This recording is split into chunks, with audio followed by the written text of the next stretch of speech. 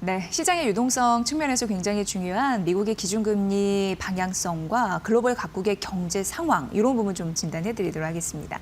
오늘 이 시간은 송재경 디멘전 투자자문 대표님 모셨습니다. 어서 오세요. 네, 안녕하세요. 네. 이제 많은 투자분들이 관심 있게 보시는 건 12월 FOMC 금리 인하 여부입니다. 어떻게 우리가 이해하면 좋을까요? 1차적으로는 기대가 크죠.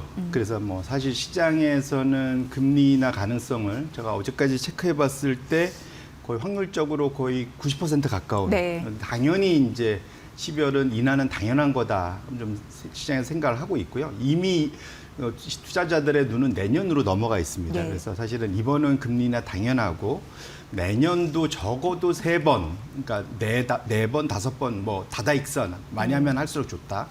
그래서 지금 배팅 시장에서도 적어도 3회 이상을 78%, 그러니까 거의 뭐 내년엔 기본적으로 3번은 기본이고 4, 5번도 해주면 좋지라는 생각을 갖고 있으면서 이번 FOMC를 바라보고 있다라는 것이 이제 일단 지금 시장에서 이번 FOMC를 바라보는 그런 태도다라고 예. 보셔야 될 것 같고요. 기대고 전망. 근데 다만 우리한테 약간 안 좋은 추억이 이제 되살아났습니다. 이게 뭐냐면 이제 12월 돼야 작년 12월이 생각나는 건데 작년 12월 FOMC 네. 때 그때 이제 소위 매파적 인하라는 얘기가 그때 처음 표현이 나왔었어요. 인하는 인하인데 예. 매파적인 예. 가면을 썼다. 그게 무슨 말이냐면 이제 시장에서 워낙 금리 인하를 당연시하니까 네. 작년 12월에도 인하는 해줬습니다. 근데 대신에 이번에 인하는 해줄게. 하지만 내년에는 국물도 없어. 이제 이런 것이 이제 당시에 점도표에 나타난 거죠. 그러면서 오히려 시장은 크리스마스 랠리, 산타 랠리를 기대하면서 상당히 들떠 있었는데 오히려 FOMC 이후에 S&P 500은 2.5% 오히려 빠졌어요. 사실은. 예. 그래서 그러니까 월간 전체적으로는 오히려 마이너스, 그러니까 산타 랠리가 아닌 크리스마스 약간 악몽 같은 이제 그런 식으로 끝이 나버렸거든요. 그런데 물론 작년 그때 11월은 기억하시겠지만 미국 대선이 있어갖고 트럼프 랠리가 엄청 났었죠, 사실은. 네. 이제 그게 있어서 아마도 더 12월 달에 그런 조정이 있긴 했지만 지금은 사실은 작년 11월이 이번 11월은 V자 반등하면서 이제 우리나라는 오히려 많이 빠졌었고 미국도 V자 반등하면서 사실 보합권으로 끝났잖아요. 그리고 이제 12월에 들어왔기 때문에 상대적으로 작년보다는 12월이 부담은 좀 덜하다. 하지만 지금 그러니까 지금 시장의 기대치가 아까 말씀대로 워낙 좀 센 상황이라서 네. 정말로 이제 연준의 FOMC가 어떤 결과를 내줄지는 상당히 숨지고 보고 있는 거다. 그래서 지금 주가가 약간 보면은 산타 랠리를 바로 땡겨갖고 시작하지 않고 소위 이제 눈치를 보고 있죠. 그러네요. 예, 네. 그러고 있는 상황이고 사실은 이번에는 인하 동결 여부가 중요한 게 아니라 점도표라고 하죠. 3, 6, 9, 12. 총 4번의 소위 이제 점도표가 발표가 되는데 이번에 발표가 됩니다. 그런데 이때 이제 아까 우리가 봤던 3회 이상이 내년도 점도표에 찍히느냐. 예. 그래서 투자자들의 마음을 소위 편안하게 만들어주느냐 여부가 지금은 더 중요하다 보셔야 될 것 같고요. 그래서 이번이 매파적 인하 별로 안 좋고 차라리 동결하더라도 비둘기파적인 동결. 그 얘기는 내년도를 상당히 소위 비둘기파적으로 3회 이상으로 그 소위 이걸 표현해 줄 수 있는 그 점도표가 찍히는 것이 오히려 시장에는 더 좋은 상황일 수 있기 때문에 그런 측면에서 다음 주 월화에 있을 미국의 FOMC는 포인트는 점도표에 있다. 이렇게 말씀을 드리겠습니다. 네. 그러니까 다음 주에 올해 마지막 FOMC, 12월 FOMC가 열리는데 기정사실로 금리 인하가 될 것으로 보이는데 이후에 뭐 국물도 없어. 이러면은 또 매파적인 인하기 때문에 결정적인 변수가 될 수 있다라고 말씀해 주셨어요. 생각해 보니까 그렇네요. 벌써 1년이 지나긴 했습니다만 그때의 좀 악몽이 떠오르는데 여러분도 이번 어떻게 또 코멘트가 나올지 주시해서 봐야 될 것 같고요. 그리고 이제 미국 시장에서는 12월에 이제 시작이 됐죠. QT가 종료가 됐습니다. 맞습니다. 그러면서 시장 오르지 않을까라는 기대감이 있는데 그거에 대해서는 어떤 변화나 아니면 뭐 패턴이 감지가 되는지 궁금했습니다. 예. 일단 말씀 주신 대로 사실은 우리가 QE 많이 들어봤고 QT는 들어본 지가 얼마 안 됐어요. 네. 그러니까 왜냐하면 QE라는 것도 사실 시장에서 연준이 발권력을 동원해서 시장에서 채권을 무제한으로 사주는 거 이제 이게 QE죠. 양적 완화. 반면에 큐티는 들고 있던 시장에 사들였던 채권을 이렇게 내다 파는 정도는 아니지만 만기가 돌아왔을 때 롤오버 차환해서 다시 사주지 않고 그걸로 그냥 끝내고 이제 돌려받는 이것을 이제 QT라고 합니다. 그러니까 양적 긴축이라고 하죠. 그런데 요거는 그러니까 QE는 2008년도 글로벌 금융위기 이후에 처음으로 도입해서 몇 차를 나눠서 했었고요. QT라는 것은 이번에 두 번째 하고 종료해서 얼마 안 됐어요. 네. 첫 번째 QT도 사실은 트럼프 일기 때 있었거든요. 정확히 좀 2019년 9월이었고요. 근데 지금 차트가 좀 복잡해 보이는데 제가 하나하나 설명드리면 검정색 선이 연준의 대체 대표 자산입니다. 내려오면 QT를 하고 있는 거고 올라가면은 QE를 하고 있는 겁니다. 양적 완화. 예, 유동성을 내려오면 줄이는 거고 올라가면 네. 유동성을 늘리는 거다 보시면 될 것 같고 계단식으로 지금 하늘색 그 막대 그 선은 기준금리 올라가면 인상, 내려오면 인하죠. 통상적으로 저때 제가 이제 점선으로 빨간색으로 2019년 9월 달에다가 점선을 꺼놨잖아요. QT를 하다가 저때 무슨 일이 있었냐면 시장에 레포 발작이라는 게 그 당시에 처음으로 있었습니다. 그게 뭔가요? 예. 뭐냐면 레포는 전에도 한번 설명드렸지만 지금 일반 시중은행들이 돈이 부족할 때 내가 갖고 있던 국채나 저당 채권들, 주택 저당 채권을 담보로 연준에 맡기고 하루짜리입니다. 하루 맡기고 다음날 내가 다시 찾아갈 거야. 네. 그러면서 돈을 빌려가는 거, 급전 빌려가는 거죠. 너무 급하니까. 네, 예. 그래서 매일매일 이런 일이 벌어지는데 이걸 이제 레포 거래라고 합니다. 그런데 당연히 레포니까 사실은 이게 당연히 담보도 있고 하루짜리니까 금리가 높을 수가 없잖아요. 네. 근데 그때 시장이 워낙 지금 돈이 말라가지고 레포 금리가 하룻밤새 최고치가 12%를 찍었어요. 그럴 수도 있었. 난리가 났습니다. 예, 그래서 예, 연준이 깜짝 놀라서 QT를 바로 종료를 하고 그 첫 번째 그게 이제 9월 중순에 있었던 거고요. 10월 달 들어서는 바로 이래갖구나 안 되겠구나 더 안정화시키기 위해서는 내가 다시 채권을 사들여야겠어. 그래서 QE를 바로 시작합니다. 그러니까 지금 검정색 선이 내려오다가 10월 달부터 바로 다시 올라가죠. 결국은 당시에 했던 건 뭐냐면 QT 끝나자마자 QE를 바로 시작했다는 거. 그와 동시에 연준의 금리가 어떻게 내렸습니까? 계단식으로 내려왔죠. 금리도 인하 같이 해줬습니다. 그래서 그때는 사실은 상당히 그러면서 시장이 랠리를 펼쳤는데 당시에 9, 10, 11, 12 4개월 동안 연속으로 매달 올라오면서 S&P 500이 9월 초 대비 거의 10% 이상 상승하는 네. 불장을 보였거든요. 결론적으로 이번에 시장에서 QT 종료에 대해서 시장에서 막 들떠 있긴 한데 지금 하나 빠져 있는 것은 금리 인하까지는 가능성이 있죠. 이번에 확인하면 되는데 문제는 QE를 바로 할 거냐 그때처럼. 예. 근데 레포 시장이 지금 좀 불안하긴 하지만 발작 정도는 그 정도는 아니거든요. 아니에요. 그렇게 놓고 본다면 지금 상황에서 연준이 바로 QE를 시작 가능성은 아직은 좀 낮아 보인다. 그래서 앞으로 좀 저 당시의 상황이 그대로 재현된다면 분명 유동성 랠리가 펼쳐질 거고 그건 매우 강한 불장이 될 수 있습니다. 다만 그게 되려면 금리도 빠르게 내려와야 되고 이 QE도 바로 시작돼야 되는데 대전제는 레포 시장에 뭔가 문제가 발생하는 거. 예. 그때처럼 그렇게 레포 금리가 급등하는 일이 벌어지면 아마 연준도 이번에는 못 버티고 저럴 할 가능성이 있어서 당분간은 저걸 혹시 기대하시는 분들이 있다면 레포 시장을 좀 매일 좀 체크하실 필요가 있을 것 그렇네요. 같고요. 예. 어쨌거나 그 사이까지는 우리가 약간 기대 수준은 그 19년도의 그 기대 수준보다는 조금 낮출 필요가 있겠다 이렇게 말씀드립니다. 네. 시장에서 왜 유동성, 돈이 잘 안 돌고 바짝 마르는 걸 굉장히 싫어하고 무서워하는 거네요. 연준도 이걸 눈치를 보는 거고. 맞습니다. 예. 예, 레포 시장이 그렇게 예. 발작한다는 얘기는 뭐냐면 예. 그거는 우리가 이게 동맥경화를 바꿔서 돈맥경화라는 표현 돈맥, 쓰잖아요. 예. 글자 그대로 레포 시장이 멈추면 그냥 실물 경제 다 멈춰버립니다. 예. 왜냐하면 그 일일짜리가 안 돌 정도면 돈을 아무도 못 빌린다는 얘기가 되거든요. 돈이 다 멈춰버리기 때문에 네. 그래서 연준이 레포 시장이 발작을 하는 것에 대해서는 거의 경기를 일으키는 수준이기 때문에 레포 시장이 어찌 보면 지금 연준 입장에서는 아킬레스건이고 역으로 우리 주식시장에서는 여기서 약간 문제가 나서 연준이 다시 한번 공격적인 대응을 해주길 바라는 약간 좀 특이한 좀 그러네요. 아이러니 뭐 이런 게 분명 좀 있다 이렇게 보시면 네. 됩니다. 레포 발작은 안 좋은 거긴 한데 거기에 따른 금리 인하 그런 꿀은 또 먹고 싶은 그런 게 맞습니다. 투자자들의 심리이다. 네, 다 욕심쟁이들이죠.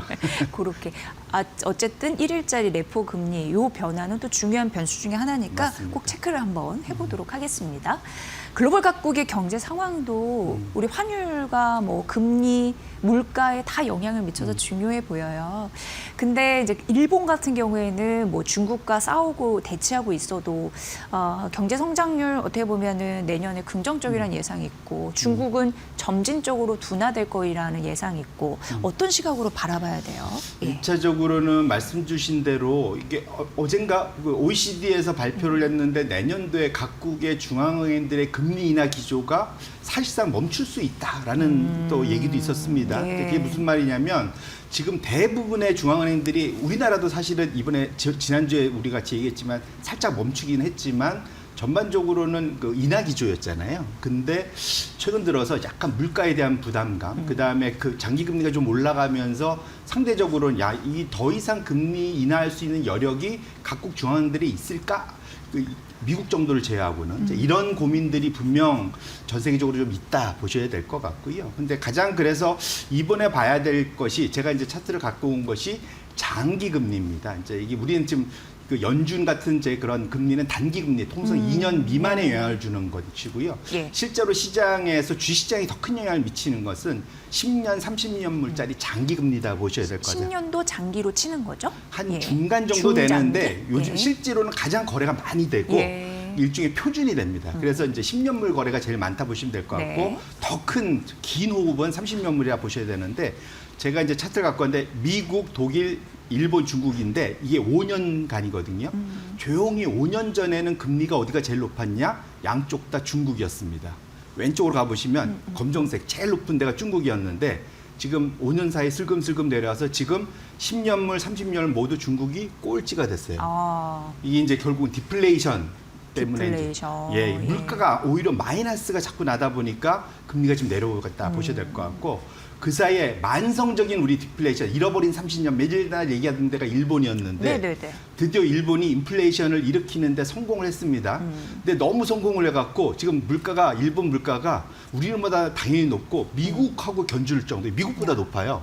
지금 3%. 차가 치고 올라오긴 했네요, 예. 진짜. 그러다 보니까 지금 일본 금리가 10년물이 드디어 중국을 이번 주에 앞서기 시작했고요.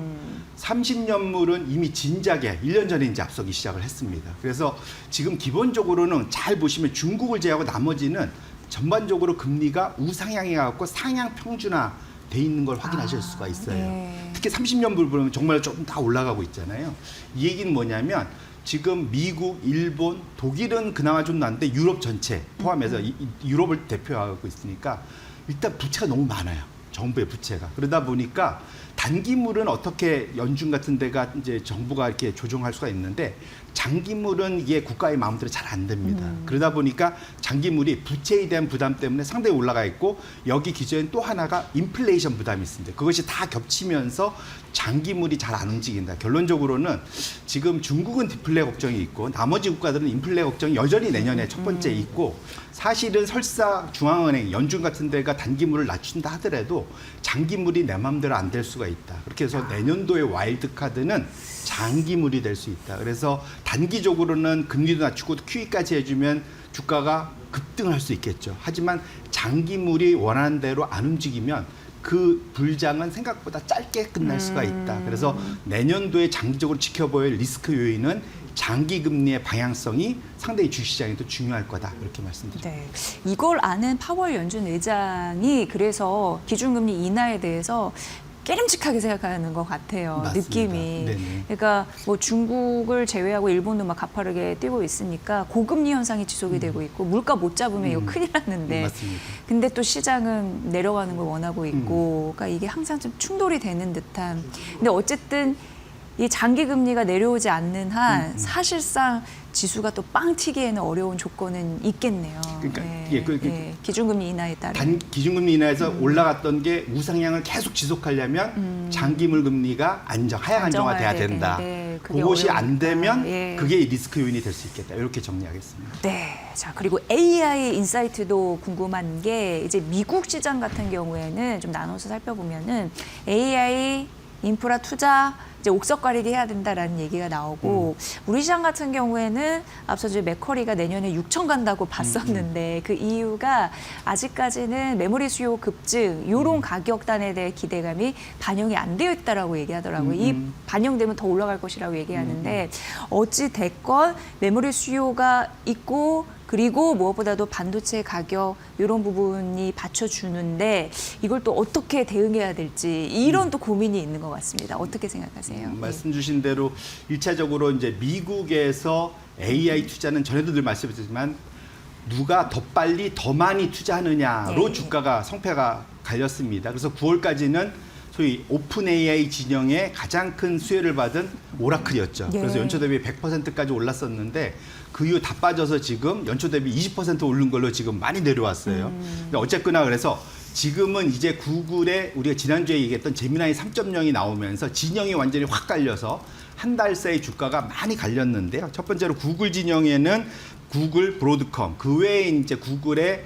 장비나 그러한 기판 공급하는 처음 들어보시는 회사들이 있었는데 셀레스티카, 루멘텀, TTM 테크놀로지 뭐 이런 데가 있습니다. 이게 주가가 상당히 좋았고요. 연초 대비도 엄청 좋았습니다. 찾아보시면 반면에 오픈 AI 진영, 오픈 AI 비상장이니까 엔비디아, 오픈 AI 주가를 대표하는 사실은 소프트뱅크 주가 보시면 그게 오픈 AI 현 상황이다 보실 수 있을 것 같아요.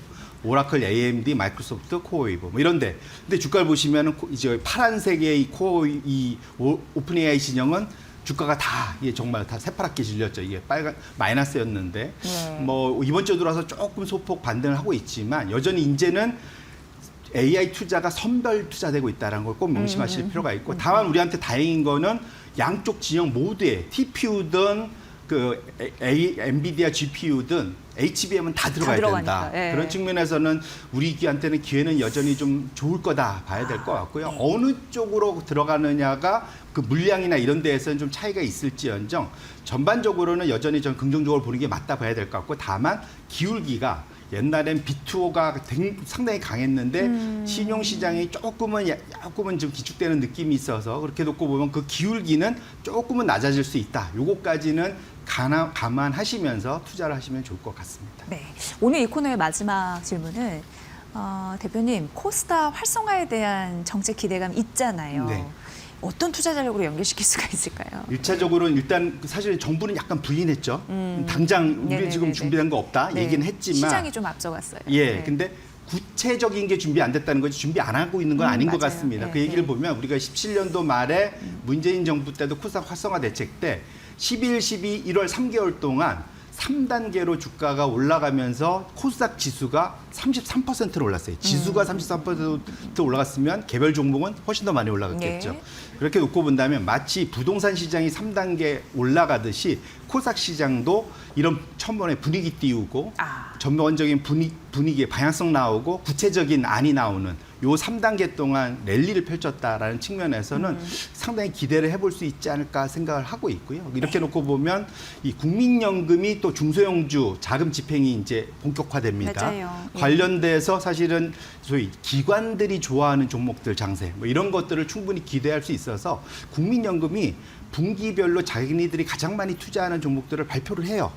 거기에 기금운용본부에 보면은 주식 대량 보유 그 엑셀 파일이 뜹니다. 공개하는군요. 예, 그거를 꼭 찾아서 어떤 종목을 많이 투자하지는도 꼭 관심 있게 한번 보시는 것이 이 기관 장세가 본격화될 때 쫓아갈 수 있는 하나의 팁이지 않을까 이렇게 말씀드립니다. 그 시점 돼서 한번 좀 부탁드리겠습니다. 그 콘텐츠 굉장히 의미가 있을 것 같습니다. 코스닥 활성화에 따른 어쨌든 뭐니 해도 시장이 좀 잘 갔으면 하는 바람 이런 부분이 잘 현실화됐으면 좋겠습니다. 오늘 시장 읽기도 아주 잘 해주신 것 같습니다. 송재경 디멘전 투자자문 대표의 분석으로 함께하셨습니다. 고맙습니다. 네, 고맙습니다.